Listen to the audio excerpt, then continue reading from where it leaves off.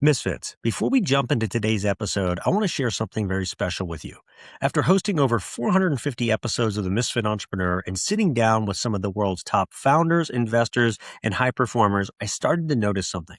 Different industries, different backgrounds, different paths, but the same patterns kept showing up. So I distilled those patterns into a short, powerful guide called The Misfit Code: 21 Uncomfortable Truths from 450 plus Entrepreneurs. This isn't motivational fluff, it's not theory, and it's definitely not the recycled advice that you hear everywhere else. In fact, it's a fast paced, practical playbook that you can read in one sitting and then apply immediately to help you execute better, raise your standards, break through to your next level. And if you know you're capable of more, or you feel like you've outgrown where you are, or if you're tired of knowing what to do but not executing consistently, this guide was created for you.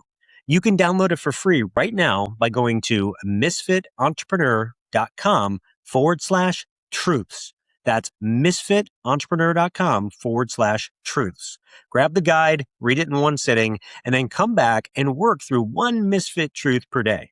All right, with that said, let's jump into today's episode. Hello, Misfit Entrepreneurs. This is Dave Lukas, and welcome to another episode of the Misfit Entrepreneur, where it is our job to help you unleash your inner misfit and break through to higher levels of success, wealth, and fulfillment by bringing you the best insight and information from the world's top entrepreneurs, with a specific focus on their misfit side, the specific traits, habits, and secrets that have allowed them to thrive and succeed. As a reminder, if you're new to watching us on our YouTube channel, hit the subscribe button below. Give this video a like and comment as well. We do our best to respond to all comments as timely as possible. This week's Misfit Entrepreneur is Bob Bush Jr. As a senior investment executive with over 30 billion in global transactions under his belt, Bob has done business around the world, from New York to Nairobi, from Beijing to the Middle East. But what makes him truly special is how he's brought his Wall Street expertise into the world of impact-driven entrepreneurship as the co-founder of Matumbo Coffee. Partnering with the Hall of Famer Dikembe Mutombo, Bob is building more than just a coffee company. He's creating a global movement around ethical sourcing, circular economies, and sustainable investing. I'm excited to dig into how values and profit can go hand in hand, what it takes to scale a business across continents, and why risk may be your best teacher. So, Bob, are you ready to unleash your inner misfit? Dave, I have already unleashed my inner misfit, brother. Well, it's a pleasure to have you on. I have my Matumbo coffee that I'm drinking that you graciously sent me. So thank you. I'll be enjoying that through the episode. But as we get going here, let's start with your story. You have a just incredible career. As I said, 30 billion in transactions across the globe. How do you go from all that to connecting with Dikembe Mutombo, and creating this company? So just tell us, how'd you get to where you're at? Thank you for the question. Thank you for having me on the show. I think, one of the benefits of being, I'm about to turn 60, right? And having seen a lot and done a lot is that I have the benefit of looking in the rearview mirror when I'm answering a question like that. But for the most part, I've always lived my life looking through the windshield. And so now I'm at this point, and it's a little weird for me, Dave, where I'm asked questions like this. How did you get where you are? Because as you know, when you're just coming out of the chute, coming out of the gate, you're running forward. You're not thinking about what's behind you. You're looking forward and you're progressing forward, right? So sometimes the question makes me feel a little bit dated and a little bit old, but I get it. And, to get where I would not have guessed, if someone were to tell me when I was in high school or college that I'd end up somehow being the coffee guy. You could not have convinced me anything like that, right? But looking backwards, all of these things sort of add up. I come from a family of givers. My father was a firefighter. My mother worked for the city government. They instilled in us, you contribute to your community. You contribute to your ecosystem. Your neighborhood is what you make of it. And that fundamental principle, it sometimes gets overlooked or perhaps not appreciated when you go to Wall Street or when you go to some big corporation, right? It's all about the dollar and the Benjamins and the cents. But that fundamental aspect of that, what my parents, instilled in me what we did on the weekends and giving back and thinking of the other man. That is so instilled in me that when I think about it, of course I was going to end up doing something like that if I had the opportunity to do so. And so, but practically speaking, I remember in high school, I grew up in a small town. I was born in a small town, Centerville, Illinois. And then we moved to East St. Louis, Illinois, which is right on the Mississippi River. It's the little town. I think we had about 5,000. And then in Centerville, and the city of East St. Louis, I think at the time maybe had 15, 20,000. But I went to school on the west side of the Mississippi. I would cross the bridge, and literally I'm going from an inner city environment with great loving parents and all of that, but it had a lot of challenges, right? To literally 15, 20 minutes away, this beautiful shining arch that's in the skyline. And I'm going there for school. So it was literally a tale of two cities. And that was the spark that triggered that the world was bigger than my neighborhood or bigger than my town or my city. And so what my parents were saying to me at the dining room table and what I literally saw for 4 years crossing this bridge into this whole new world of, commerce, et cetera, were fundamentally what I think planted the seed for me to then not be afraid. And so you go from, crossing the bridge to crossing oceans to living and working in Africa and India and China and the Middle East and all of that. But it was that first sort of baby step across that bridge that really got it going for me. So how did you get connected with Dikembe then? So you go through this illustrious career. What were the main groups you worked with? Was it always on your own, or did you work for any big companies across the world? Who did you end up, I guess, spend a lot of your career at? And then how'd you get connected with Dikembe? Sure. Well, I was a philosophy major in college. I went to a little college called Amherst College, and I studied philosophy, Latin, and Greek.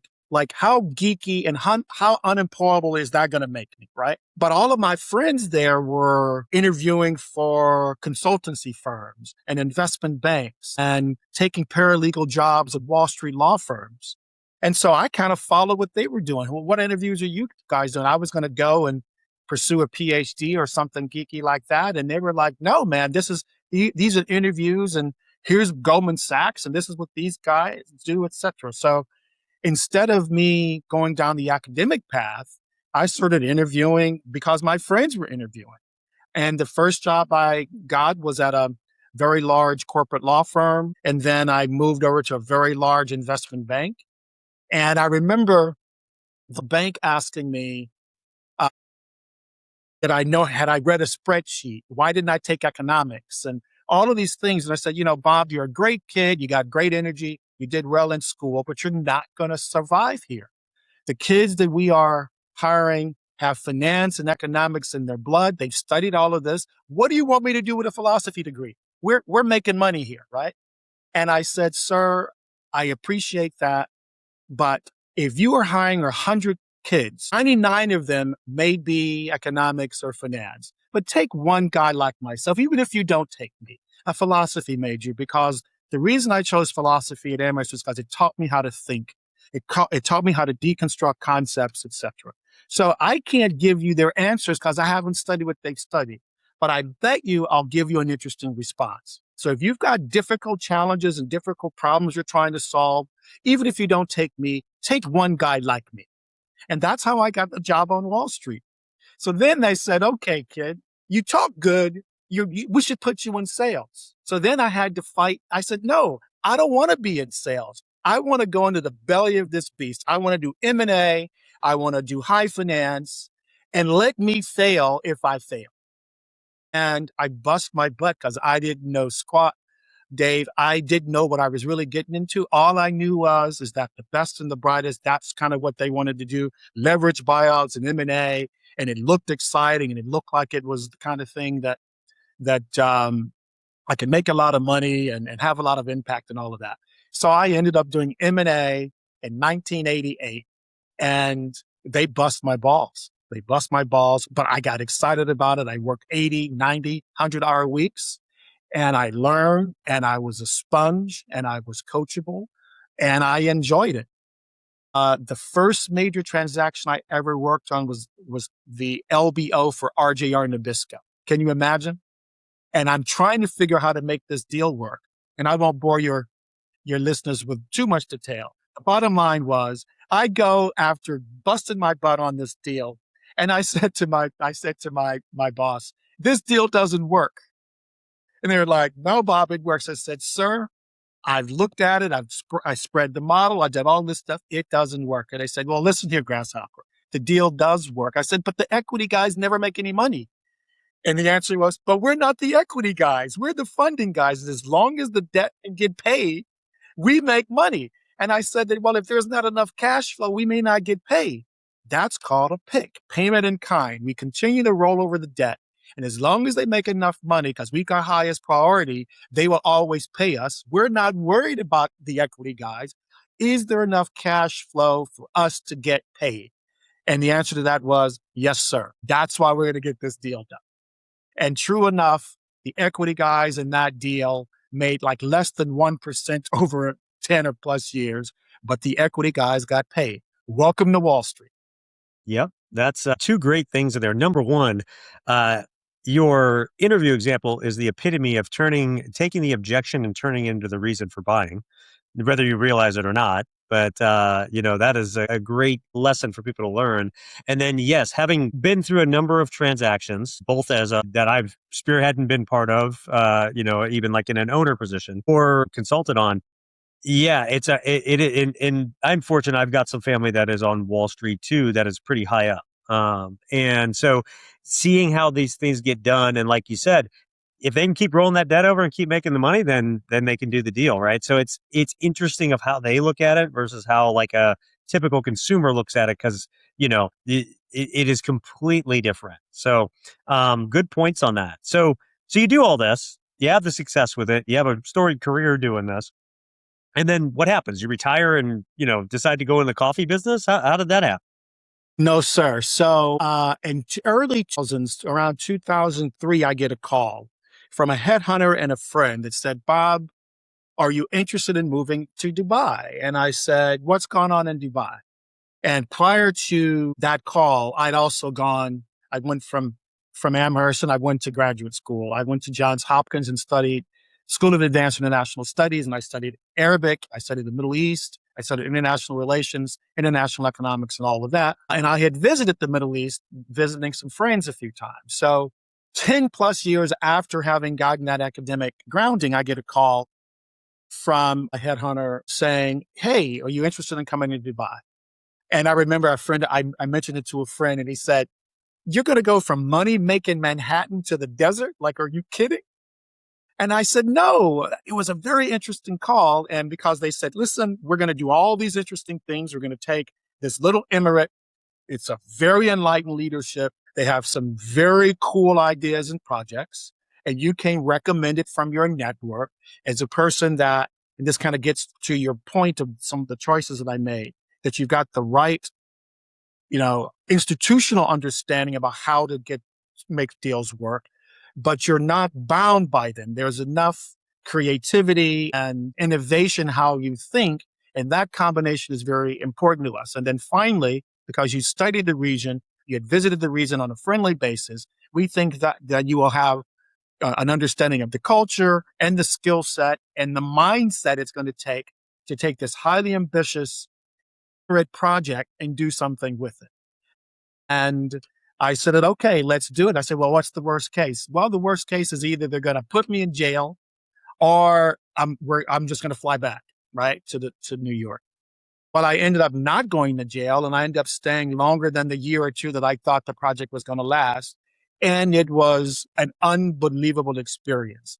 I got to truly unleash my inner misfit by being able to think out of the box, connecting dots and things. We were given a lot of license to just get it done, obviously, respectfully, legally, ethically, but just get it done. And when you're trying to convince the world that this emirate is going to take seabed and create islands from it because it doesn't have a lot of land, His Highness says, well, we're just going to make more land. Like, is that crazy or what? We're just going to make more land, make more shore, and we're going to put hotels and $1 million homes on it. And this was what's called the Palm Islands, right? And Mm-hmm. then we're going to put a fancy hotel at the crescent of these islands. I'm like, this stuff is just so out of the box. It is certainly suited for, guess what, a philosophy kind of guy, because all I'm doing is just assimilating data and trying to make things work.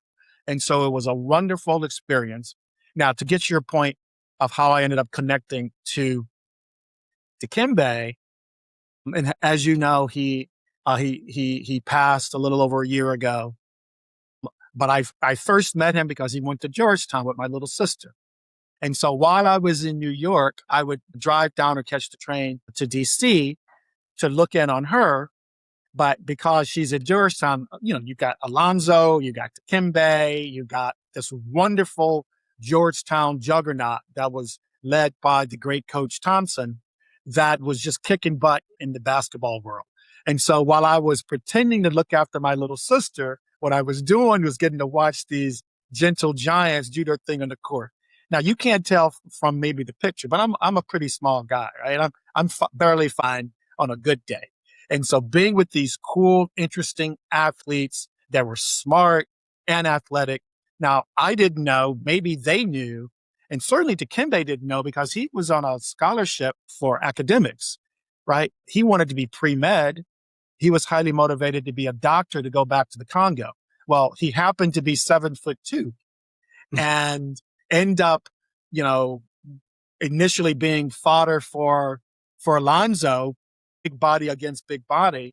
But this was a tall, skinny kid whose shoes were too tight, who had that inner misfit in him. And he was competitive and he was smart and he was coachable. And who would have guessed that he would have ended up being, along with Alonzo and Allen Iverson and Patrick Ewing, coming out of Georgetown, which is known obviously for its academics and whatnot, all Hall of Famers. So I first met him by looking after my sister 30 something years ago. Now, flash forward to me now being in Dubai 5 years, 2020. I'm still in Dubai. I'm working in Dubai. I've been there more than a decade. Dikembe was sitting on the Special Olympics Committee. Dubai was hosting it, and we're having dinner. Veronica's there as well. And we just start talking about all the cool things that he had done and the not so cool things that I had done. And he said, Bob, I want to raise some money for my foundation. He had built a wonderful hospital that he had named after his mother, Biambi Marie, that had served 700,000+ patients in the Congo.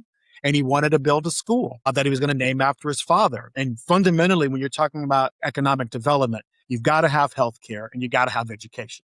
So he was starting at the root of economic development, putting his money and his status and his passion behind these things. And I said, yes, I'm happy to help you raise money for the school. But as we started listening, I said, Deke, you don't really have a fundraising problem, because he had put a lot of money into it himself, but he'd also had Gates money and Bloomberg money and other billion-dollar philanthropy supporting what he was doing, because he was very serious about it. So he got a lot of support. I think we should do a business model and not about raising charity. I'm a commerce guy. I'm a capitalist. I've made my career, and the things that I've done, I've always tried to figure out how to, on a risk-adjusted basis, do creative things. I think that's how I'm most useful to you.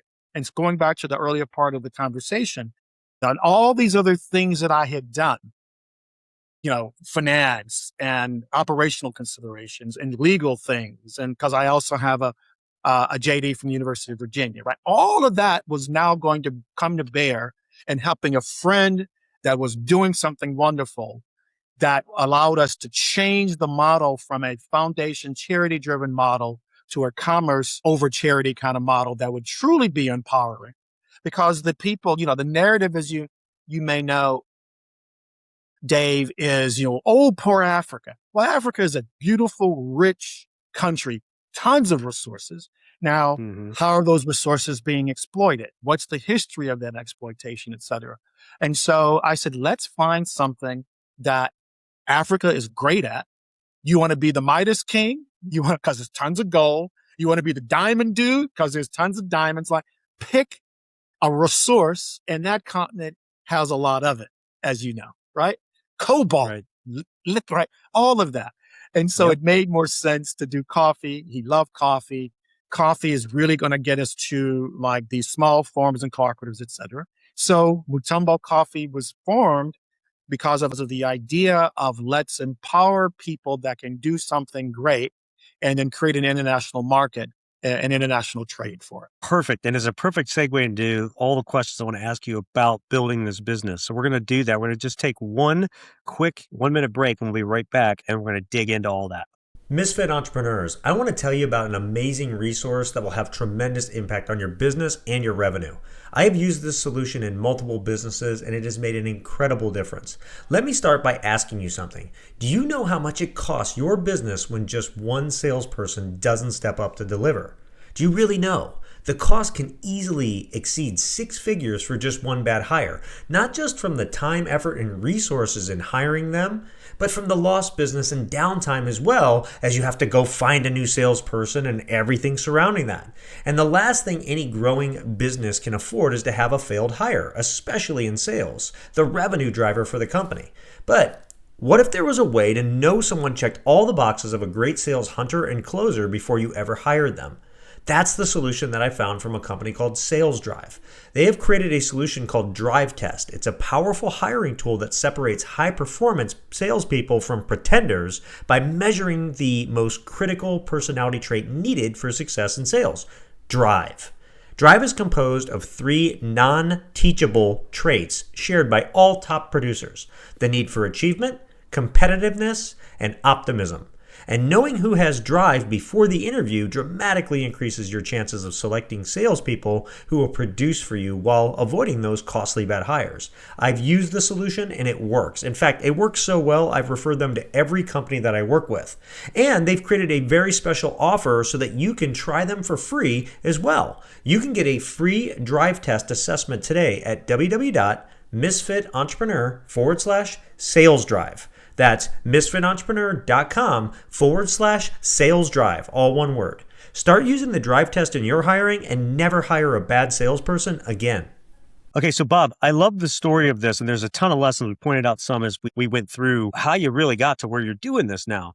But you've built this interesting organization that has the capitalist component, but it also has the charitable component. And they are very extremely intertwined. And there's that focus to obviously continue to drive that charitable, endeavor with this. So talk to us about blending like this values driven investing, I think as you call it, with running a profitable business. How do you maintain, the charity piece while still being a capitalist and making sure that you're hitting the margins and all of that? It's a tough one. I remember listening to an interview from Warren Buffett, who is, some would argue, if not one of the world's greatest investors. And, for him to have the compounded interest that he's had over 40 plus years at the numbers that he's got to put to work, he's truly one of the all-time greats, right?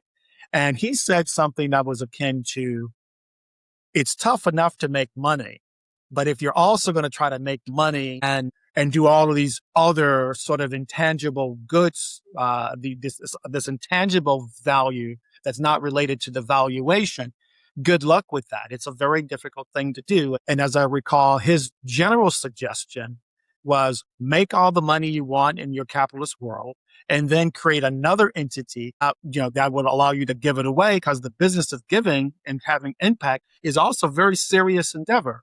So trying to mix the two is really difficult to do. It's some can get one right and get the other not so right. So we knew out of the gate that this values driven, but being mindful of valuation is not easy to do. You typically create a spinoff, a foundation, or some separate entity, different mindset, different skills, different motives, different KPIs, so that you don't have these tensions or, in fact, some cases, conflicts. We've chosen not to do that. And, we'll see over time how far we get, but so far the market is receptive, because this notion of trying to be a conscious consumer or conscious capitalist, the world gets that. The world recognizes that. And I think if we can create models that already tap into this latent demand, this latent interest, we've had products in the past, that were linking, Bombas is a good example with the socks, right? You buy a pair of socks, a pair of socks is given away. So you've had some trying to do it. And now you've got, quite frankly, in some respects, you may have a little bit too much value signaling or too much virtue signaling out there. And are they really about that work, right? Sure. But with this notion of blending and is just smart over time, because at the end of the day, what we're talking about is sustainability, right? And Wall Street can be short-sighted, but also there are aspects of Wall Street. You've got social impact investors. You've got people that are demanding and are saying to their pension funds and to their family offices, et cetera, Bob is onto something. There is a category here. And I don't necessarily think you actually have to sacrifice return for it. You just have to be mindful of how you put your blocks together to create that economic engine. And so we know we can't work with companies that want the cheapest coffee. Trying to access the cheapest coffee is why the problem exists anyway. So what's the problem that exists? The problem is you got farmers at origin creating a product that's a world-class, $100+ billion industry. And if you go to, not to name any names, let's call it Big Bucks. If you go to Big Bucks and order a cup of coffee, you're going to get about at 5 or 6 cents of the value of that cup of coffee is what went to that farmer. I think we can do better. And so how do you do better? You can do better. Perhaps you look at that value chain. You look at that supply chain. Can you disintermediate? Can you create more efficiency? Can you use more technology so that a greater percentage of what needs to go into that cost can be reallocated to where you really feel that you can create the most impact? Right. Well, you can also stay profitable while giving some of that more of that profit to that as well too, right? Yes, Depending that's on what true. your end goal is, right? I mean, unless you're trying to maximize value and sell the company, which is a different type of philosophy, I think, right? Versus building a sustainable enterprise that continues to fund and grow itself, but maybe has still a great margin, but gives it more of that margin back through the value chain to take care of people. No, that's exactly right, Dave. And I think that what's happening. So one, going back to sort of my geeky nature, can we really look at that value and supply chain and reorganize it? Are there efficiencies that can be done so that I don't have to give away anything to some kind of charity? Let's just make it more efficient. The 60+% of the economy in Africa is agricultural based. You can't tell me there's not a lot of inefficiency in that. And so before we start to say, well, let's kind of maximize profit and then take that profit and invest it in other things, I'm curious about how we can just make the model better and Mm. not have to do, and which is why your point is a good one, which is where I think the Buffetts and others might say, you make the profit and then you can do with the profit what you want. We're trying to actually do something that will outlast us by helping to create elements in that ecosystem that others can also follow, whether or not we enter the business, stay in the business, or whatever. So, for example, we're looking at, since most of the value added in coffee goes to out of Africa, little Swiss Miss, Switzerland, they make Swiss chocolate. Switzerland doesn't grow any cocoa beans.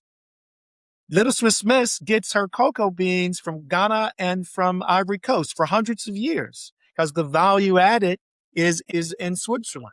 Coffee, we don't have a coffee belt. There's a little bit of coffee in Hawaii. 99+% of the coffee that is consumed in the United States is imported.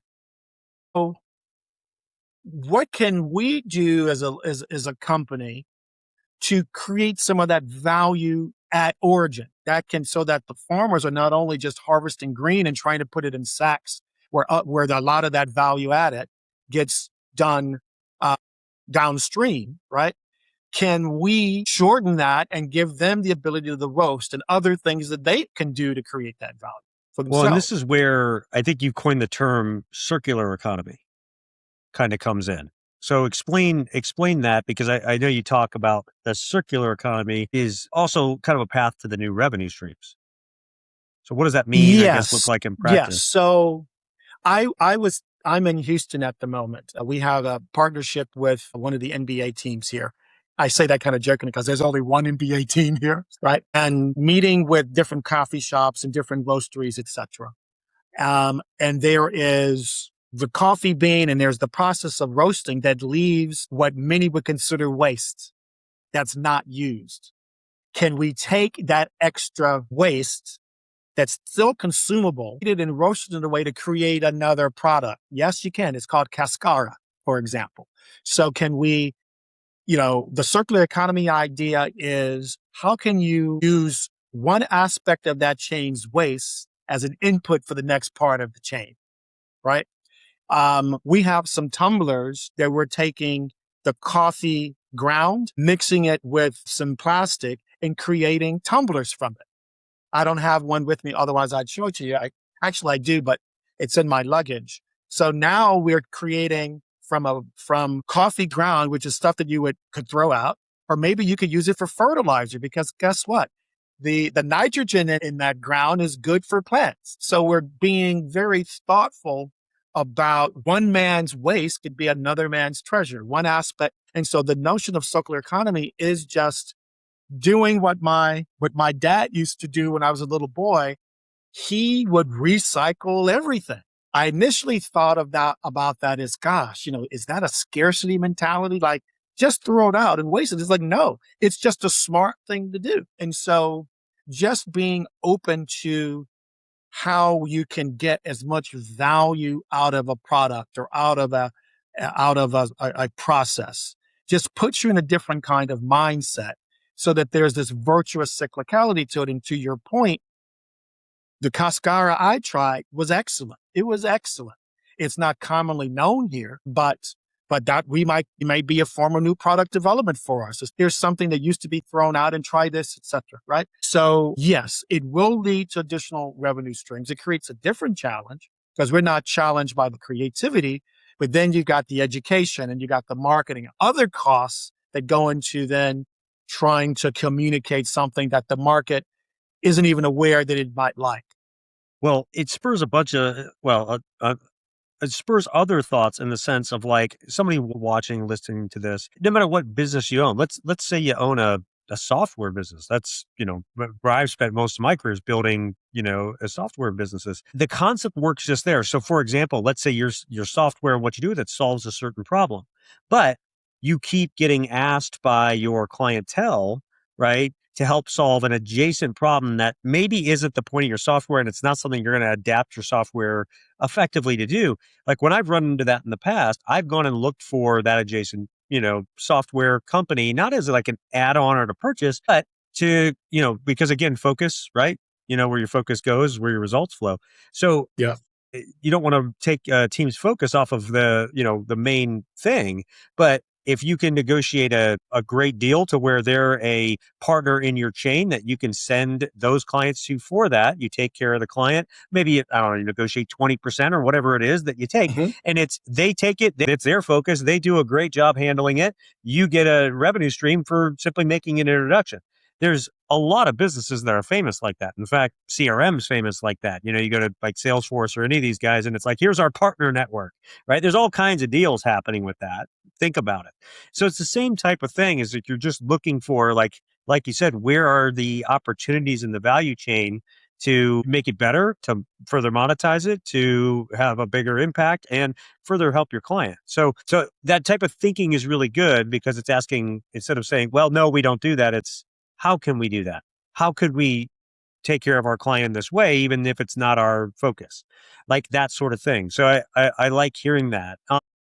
Another thing that you have a lot of experience in based on your career, and I think it's important for entrepreneurs, because we're in the business of dealing with risk, right? And from some of the stuff I've read, there's that understanding the economics of risk, right? So talk to us about that and how your relationship with risk is evolved and how you've understood it maybe better through your career. Yeah, I think I like how you frame that, Dave, the relationship with risk, because there's all kinds of risk. And risk is not fear. We typically fear things and think it's risk. No, it's just because you don't understand it doesn't mean it's risky.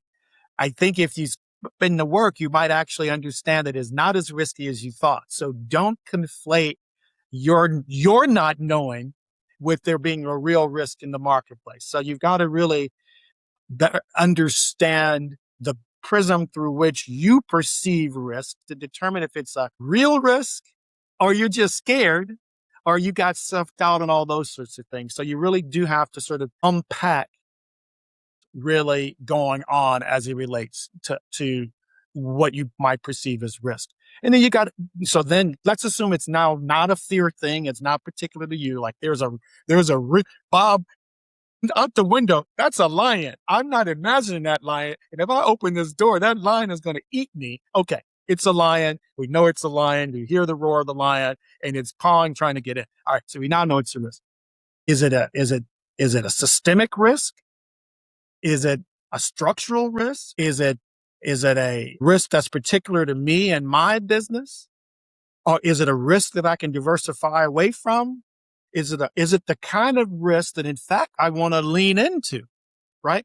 And so you've got to have this mindset of really being rigorous about the assessment of the type of risk. So for example, systemic risk, 2008 financial crisis, that's a systemic risk.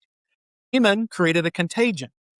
That swell, that wave was so big that even if you were a good bank or a bad bank, there's contagion was there and people feared the domino effect and all of that.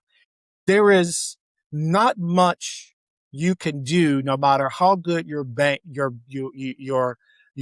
was. You just got to wait that out. And then when the waves subside, you're still standing because you actually were a good bank or a good institution or a good business. But when that wave comes, there's no putting a finger in that dike. It's pushing down a lot of stuff. And those are the kinds of And things you tell me can't. about it. My last business was in the travel sector when COVID hit. Exactly. That you can't do much about COVID. Or can you? Right. And so then when you start We did. disaggregating, well, exactly. Right. And so now you go, all right, there's a different kind of risk, meaning do I have the right team in place for this kind of course, for these kinds of issues, these kinds of problems we need to solve. So you might need to allocate for different kinds of resources or different kinds of people. Okay, we're not going to, restaurants are a good example. I need to find somebody that understands online orders. I need to find somebody that understands how to do more delivery. I might have to look at ghost kitchens because the bricks and mortar part, right?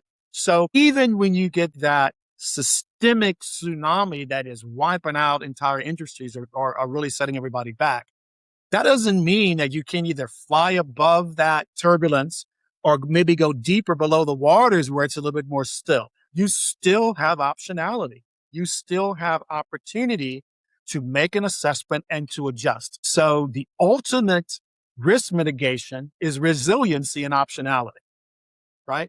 Yeah, I totally agree. My thought on that too is being in that space, like we're in the software space, but we're also in the data management space with that business.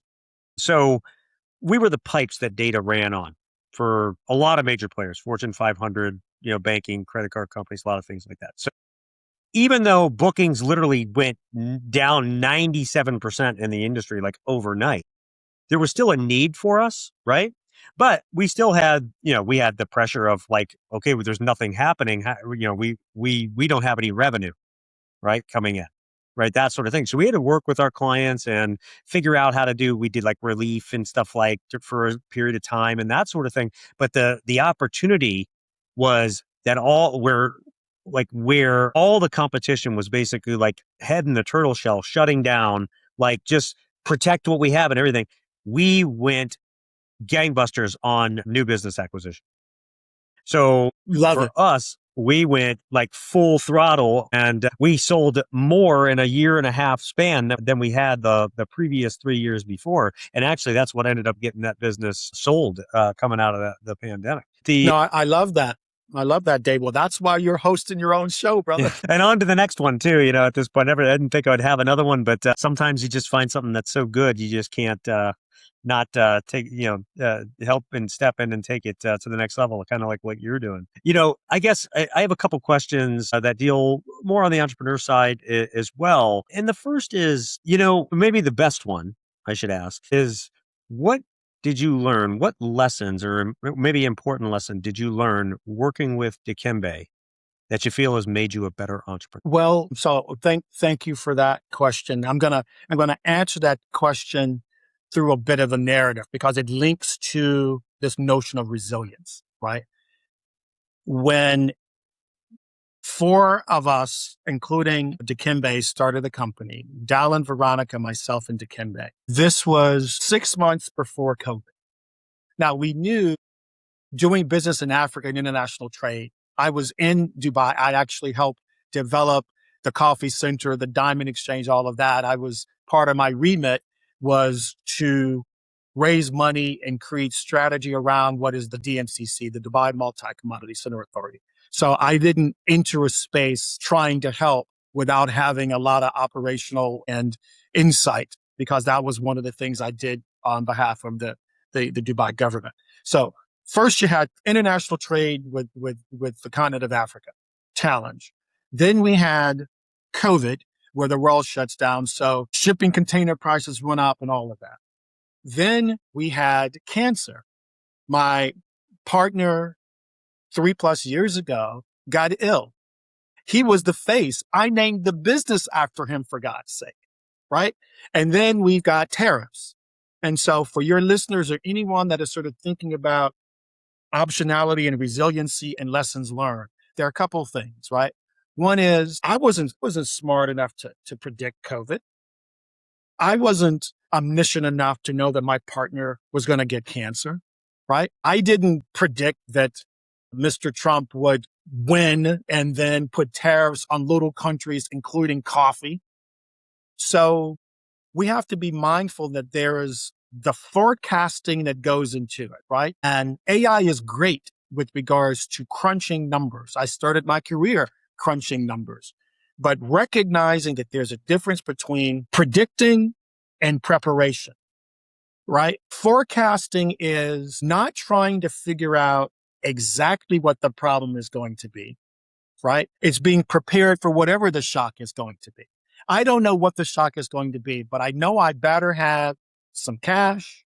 I better have a certain kind of mindset, but trying to optimize around a particular result. I think things are moving way too fast. There's too many factors to be considered. It is just not likely that you're going to be able to number crunch no matter how big your LLM is, or no matter how much computational space that you have. What is most likely? What is least likely? What you should do is to just be prepared for the shock. Know there's going to be a shock and create what you can, a resiliency, regardless of what the face of that shock looks like. That's a very important lesson for us. So when we started the business, one of the things that we all were mindful of is key man risk, right?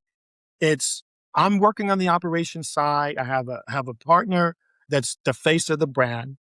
I'm actually a little bit older than he is. So without knowing what God had in store, we always were thinking about processes and integration. And as Buffett used to, I think probably still says, trying to make a business that even a dummy can run, because at the end of the day, we're just all dummies, right? And so going into this with that kind of humility, not actually thinking that I would get harmed or my partner would get harmed.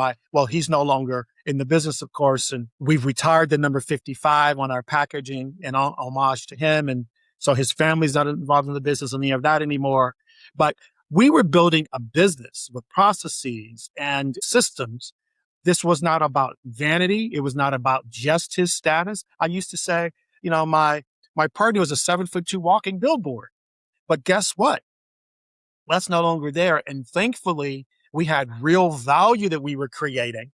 So whether or not I'm running the business, because God may take me home a minute after this call, we don't know, as it took my partner home, that there's a business in this business, and there's value, and there's systems, and there's controls in this business. And so that's one of the biggest lessons, is that God laughs at all of our plans and we don't know what's going to happen. Just assume something's going to happen and try to build a business that can withstand whatever that shock might be, right? So that to me is being born out of COVID, just as the things that got you for it really lets you know what you built and what you're made out of.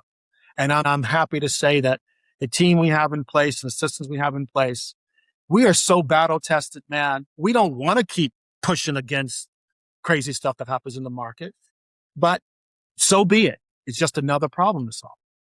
Well, you covered some of the other questions I have with that answer. So, but it is so important for entrepreneurs, business owners, as a reminder that it's the little things make the biggest difference, and it's always the little things that you need to do that you don't do, that come up in the end to haunt you, in a sense. And so, like you mentioned, Key Man. I'm sure you had a Key Man insurance policy that probably helped the business. And there's different things that you have to do for continuity, and you have to be thinking about that thing.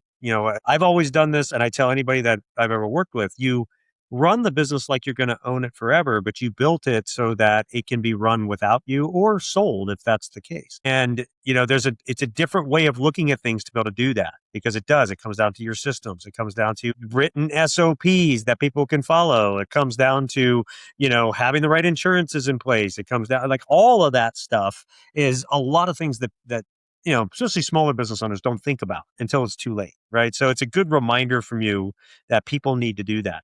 Last quick question before we get to your Misfit 3. Is there anything else that our audience should understand about the coffee business that we haven't touched on? As I sip my Matumbo coffee. Thank you for that. That's a great question. Yeah, I think people don't understand. Many people don't understand. I certainly didn't until I started to have to think about these things and truly try to create a differentiated product, right? Coffee flavors and coffee quality is as nuanced as wine.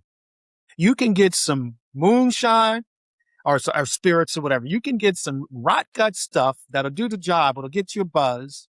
Or you can get something from some fancy Rothschild vineyard in Tuscany, right?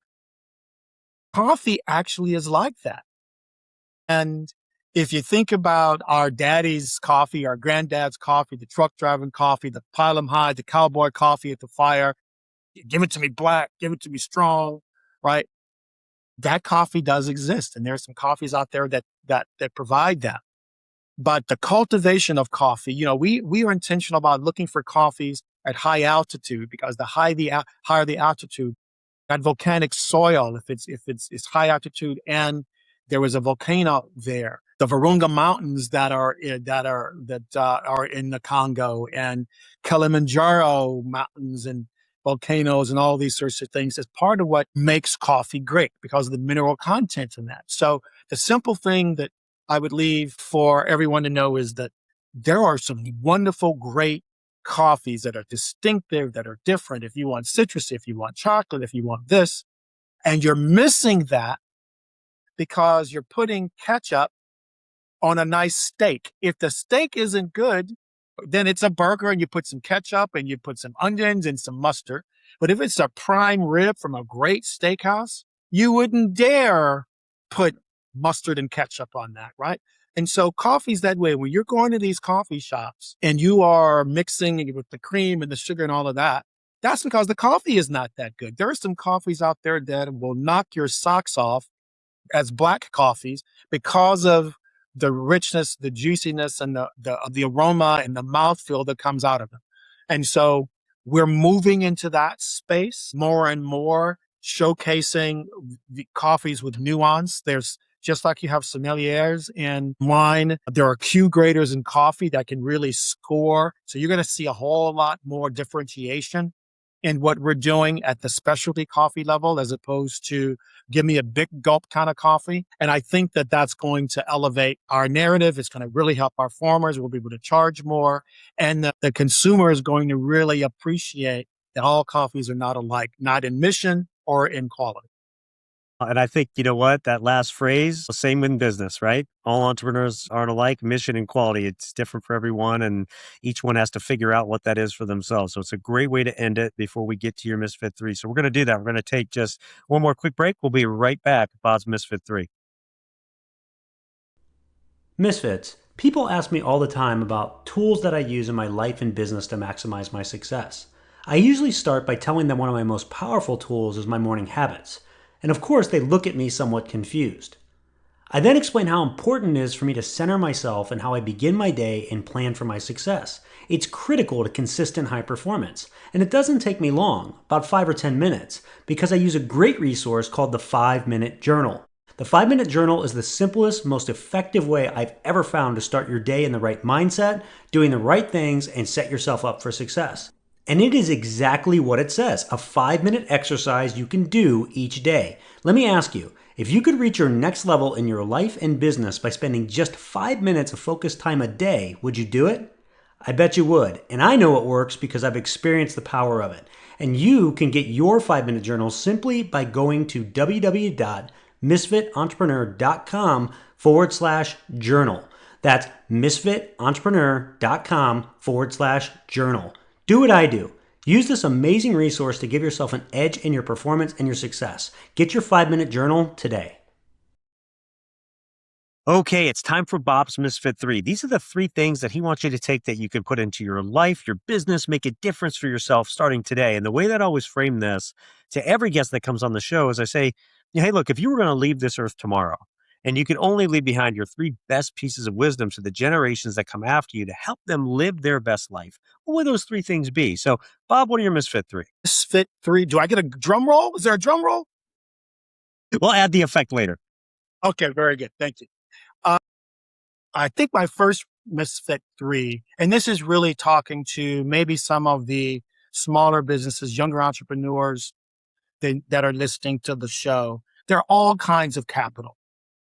You have relationship capital, you have intellectual capital, you have emotional capital, and you have financial capital. Even if you don't have a dime in your pocket, the other 3 you do have. The relationship capital is how you treat your friends. How do you treat your family? There are people that know you and have observed you and trust you and want to support you and want to help you.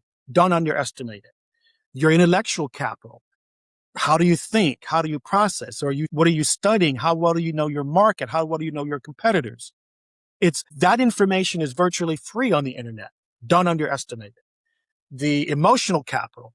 How do you deal with stress? Can you recognize the difference between fear and true risk? How do you respond to challenges? Get your emotional capital up, because if you do those 3, guess what? The financial capital, the bit that you don't have, it will come because people will recognize that you have all of these other elements. You will be able to draw capital to you because of those other 3. So that's Misfit advice number 1. The second one I would say is separating the noise from the signal, or the signal from the noise. We live in an age with so much information coming at us, and with the deep fake and all the AI and all of this stuff is coming at us. This is going to be really important. I like to call it my GPS, my God positioning system. You need a North Star. Your North Star is your faith. And are you in alignment personally with your faith? That's the magnetic north. And the little needle is your sense of purpose. You get your GPS right, no matter what's going on and all these other challenges and all this information that's coming through. Get your GPS in order. That God positioning system, that's going to help you. That was Misfit advice number 2. The third, which we had to do because it was born out of necessity, is recognize the difference between orchestration and operation. We are an asset-light business. It would be very difficult as a startup to have an international business involved in trade and emerging markets, trying to move product and service quality throughout an entire supply chain and a value chain is traversing all these different countries that we're in. Being asset light is one of the ways that we're going to be resilient if things sort of happen to us. But Steve Jobs famously said in different interviews, when he was asked, there was this interview where someone raised his hand and basically said, "You don't do nothing. You're not a good coder. What do you do? Why do you think you make so much money? And what gives you the right to run and do all these different things?" And he gave a very articulate response. But the essence of what he was talking about is this notion of being a conductor, choosing people that are right for your business, that's going to support your magnetic North Star, your mission, operationally, temperamentally, all of this. You're orchestrating, you're bringing people together. The nuance, though, is if you've ever watched a conductor when he's conducting, he's actually not on the beat. He's a beat ahead of the beat because he recognizes that to cue in the trombone or the violin, he has to be a little bit ahead of what you hear so that the signal to those that need to follow the music are cued in. And this is a really interesting aspect of being a leader and running a business. You can't be pages ahead. None of us are going to consistently be way ahead of the market. You just have to be a little bit ahead to know what the next beat is and what you need to bring in the whole team and to move forward. And so think about your business when you can as being a conductor or an orchestrator, where you've got a great sheet of music. This is your mission and vision. You bring in a great team and through partnerships, as you mentioned, that can help you execute that, and just being a little bit more, just a step ahead so that you can bring in those with the proper cues to get the job done.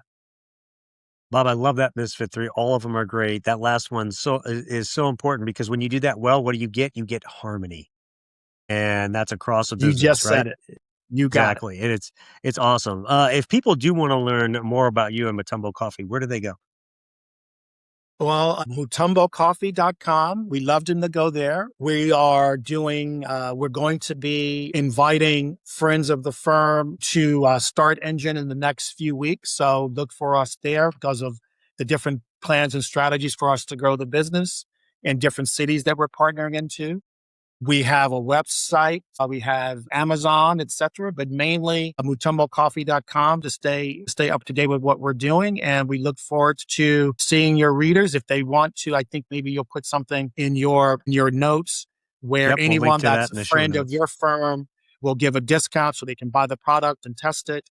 And then as we sort of launch our fundraising campaign on Start Engine, in the next couple of weeks, we'll give you a link to where they can go if they want to be part of this wonderful journey with us.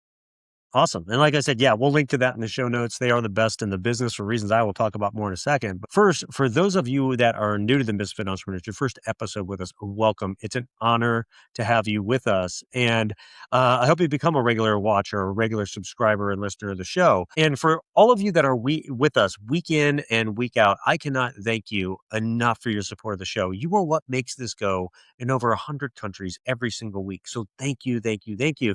And make sure and go out and check out the show notes of this episode. Why? Because they are the best in the business, because I do them myself as part of my personal growth routine. I go back through these episodes every single week and I take my best pieces of wisdom, insight, tips, and things like that from great guests like Bob, and I share them with you. So check those out.